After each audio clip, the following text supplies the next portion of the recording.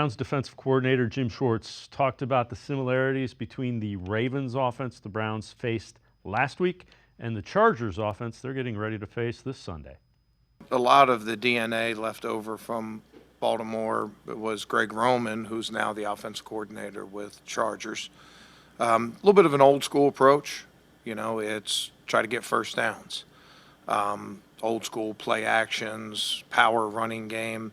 There's a lot of teams where, I think maybe a couple years ago, I don't know if we went the whole season without seeing 21 personnel, fullback and, two wideouts or even the big packages. And, that's just sort of standard for those guys. It's just sort of a throwback a little bit, but run, play action. Play action doesn't necessarily mean it has to be a home run shot. A little bit old school, just leak somebody to the flat, keep the chains moving, run a lot of screens, those kind of things.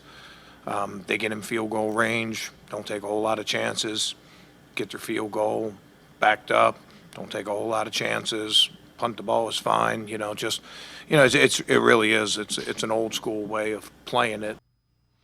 And Jeff, when you think about it, they don't score a lot of points, but they don't give up a lot of points. So, it's a game that you figure is winnable for an offense that's struggling and a defense that's played pretty well.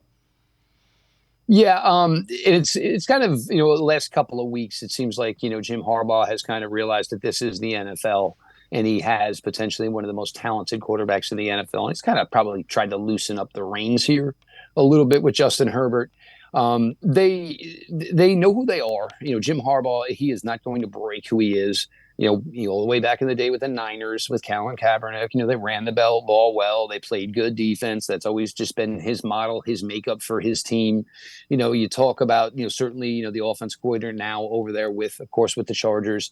And then you've talk about guys like J.K. Dobbins and Gus Edwards, who are former Ravens running backs. I think I do like the matchup, though. LA is going to come certainly to Cleveland. The travel certainly, not the easiest thing within the NFL life. But all of a sudden, you feel like you have a Browns team that's, got a little bark, got a little bite to them.